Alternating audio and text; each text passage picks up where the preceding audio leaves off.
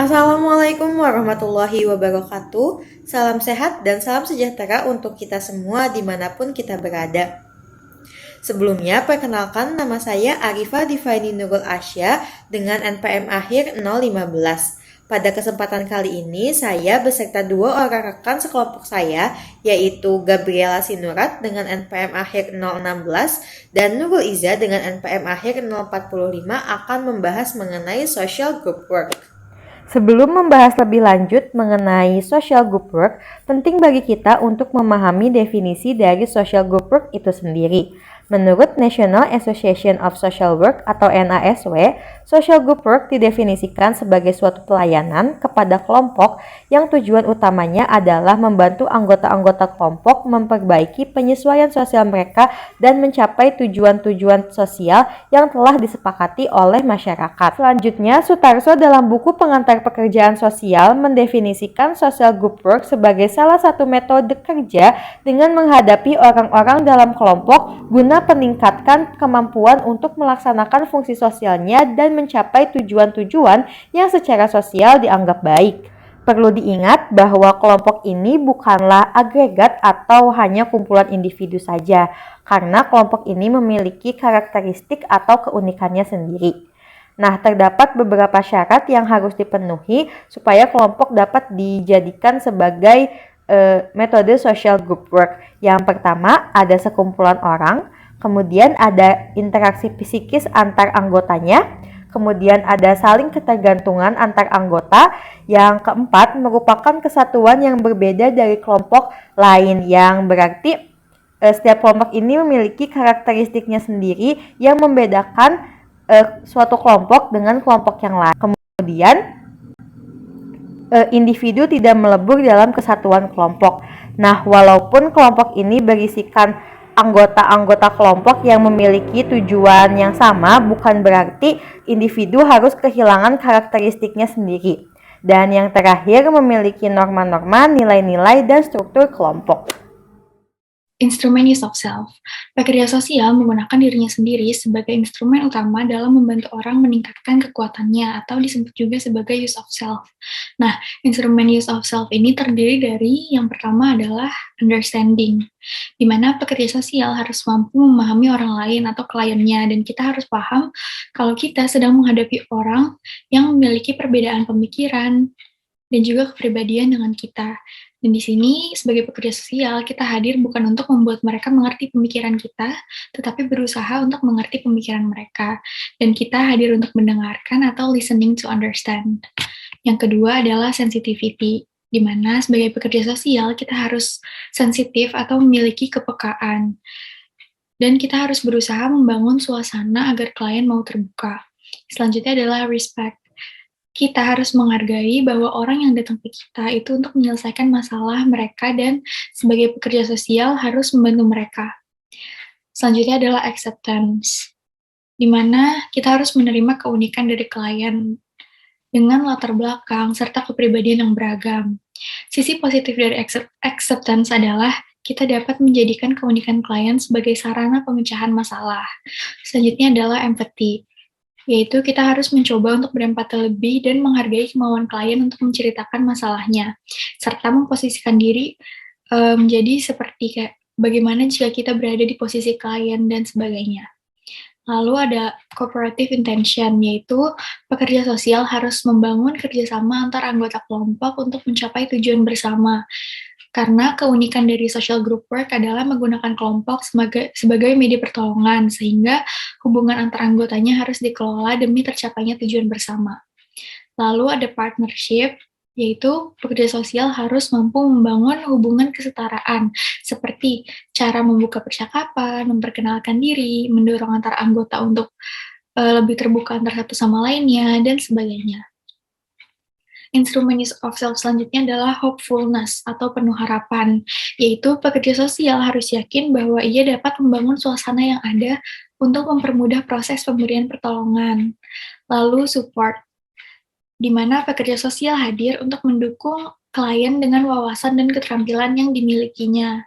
Lalu ada komitmen, yaitu pekerja sosial harus membangun komitmen dengan klien untuk melaksanakan proses pertolongan dengan baik. Selanjutnya adalah confidence, yaitu pekerja sosial harus percaya diri dengan wawasan, keterampilan, serta pengetahuan yang dimilikinya. Selanjutnya adalah skill atau kemampuan pekerja sosial yang dibutuhkan dalam proses pemberian pertolongan dalam social group work. Yang pertama adalah more listening rather than talking, yaitu kita harus lebih banyak mendengarkan cerita-cerita serta keluh kesah klien daripada menceritakan pengalaman pribadi. Yang kedua adalah warming up the discussion session, yaitu memanaskan atau mencairkan suasana agar klien dapat nyaman melakukan sesi dengan pekerja sosial. Selanjutnya adalah formal or professional but also genuine, yaitu sebagai pekerja sosial kita harus menggunakan kata-kata yang sopan dan formal untuk menjunjung tinggi profesionalisme, tetapi tidak mengurangi ketulusan kita kepada klien. Jadi kita harus bisa menjadi lebih profesional tapi tidak kaku. Selanjutnya adalah encouraging people to listen to each other, dalam membantu dan membuat setiap orang untuk belajar serta mendengarkan satu sama lain, yaitu kita harus dapat mencontohkan di depan mereka untuk mendengarkan orang lain. Serta kita harus mendengarkan dan menaruh perhatian secara penuh pada setiap sesi dari social group work. Lalu ada empathic listening, yaitu kita mendengarkan dengan menggunakan keterampilan komunikasi yang kita miliki. Selanjutnya adalah we are not teaching them, but facilitate the helping skill. Sebagai pekerja sosial, kita bukan sekedar mengajari klien, tetapi juga memfasilitasi keterampilan untuk membantu klien atau kelompok yang kita temui. Yang terakhir adalah kode etik pekerjaan sosial. Yang pertama adalah penghargaan pada martabat dan harga diri seseorang, lalu ada menghargai keunikan-keunikannya, lalu yang terakhir adalah menghargai hak-hak serta tanggung jawab seseorang. Melanjutkan apa yang sudah dipaparkan oleh rekan saya sebelumnya, saya akan menjelaskan 6 prinsip dasar menurut Mijli. Yang pertama adalah acceptance, yaitu kita sebagai pekerja sosial harus bisa menerima klien kita apa adanya tanpa memandang latar belakang klien. Dan di sini harapannya bahwa keberfungsian sosial klien dapat mengalami perubahan ke arah yang lebih baik. Yang kedua ada communication, yaitu komunikasi yang kita lakukan dengan klien bersifat dua arah, tidak hanya satu arah saja, dan kita dapat melakukan komunikasi secara verbal maupun non-verbal. Yang ketiga ada individualisasi, yaitu kita sebagai pekerja sosial harus datang dengan pemahaman bahwa setiap klien yang kita temui belum tentu sama, jadi kita tidak bisa menyamaratakan klien dengan menggunakan metode yang sama. Karena bisa saja pengalaman yang dialami memiliki kemiripan atau kesamaan, tetapi coping setiap klien kita belum tentu sama. Yang keempat adalah partisipasi. Perlu diingat bahwa partisipasi klien merupakan hal yang sangat penting dan kita sebagai pekerja sosial hanya bertugas untuk membantu klien untuk menemukan solusi dan jalan untuk memperbaiki masalah tersebut. Yang kelima adalah kerahasiaan. Di sini kita sebagai pekerja sosial harus mengerti bahwa cerita atau masalah yang dialami oleh klien tidak dapat diceritakan lagi kepada kelompok lain maupun kelompok yang sama juga. Yang keenam itu ada worker self-awareness, yaitu kita sebagai pekerja sosial menyadari bahwa kita bekerja pada skill, knowledge, values, dan ethics tertentu, maka kita harus mengetahui pada saat apa kita harus melakukan apa. Jadi kita sebagai pekerja sosial harus dapat beradaptasi dan menyadari di mana kita berada. Selanjutnya saya akan menjelaskan tentang jenis-jenis kelompok menurut Scott W. Boyle. Ada 2 jenis, yaitu yang pertama task group dan yang kedua ada treatment group. Saya akan menjelaskan tentang task group terlebih dahulu. Task group merupakan kelompok yang sengaja dibentuk dengan tujuan untuk menyelesaikan suatu pekerjaan tertentu karena memiliki keharusan untuk menyelesaikan pekerjaan tersebut.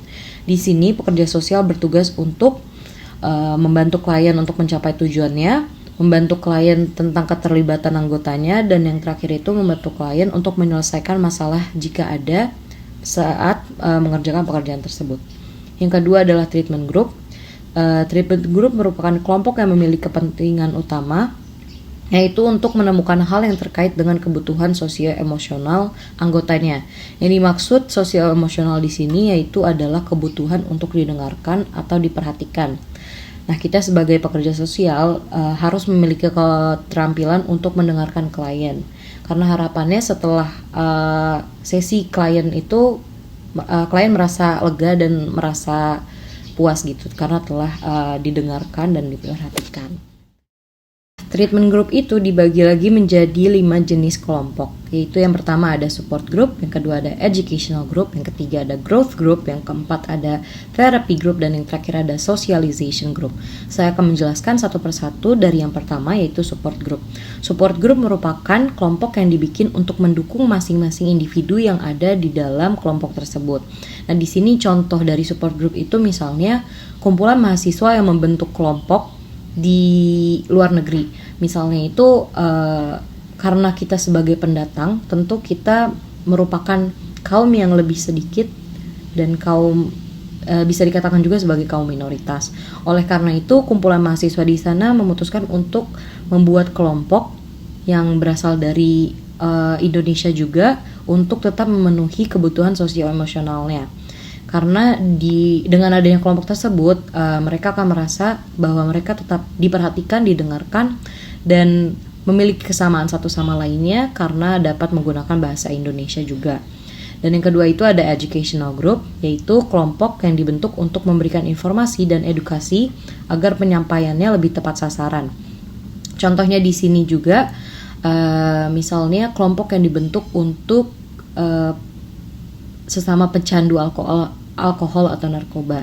Nah, sebenarnya kelompok yang dibentuk untuk pecandu ini biasanya kan disebut sebagai support group, tapi dapat juga dikatakan sebagai education group karena selain satu sama lainnya itu memenuhi kebutuhan sosio-emosionalnya, mereka juga mendapatkan informasi dan edukasi bahwa alkohol dan narkoba itu bukan merupakan hal yang baik. Yang ketiga itu ada growth group, yaitu kelompok yang dibentuk untuk membantu klien untuk sampai ke titik tertinggi kemampuannya.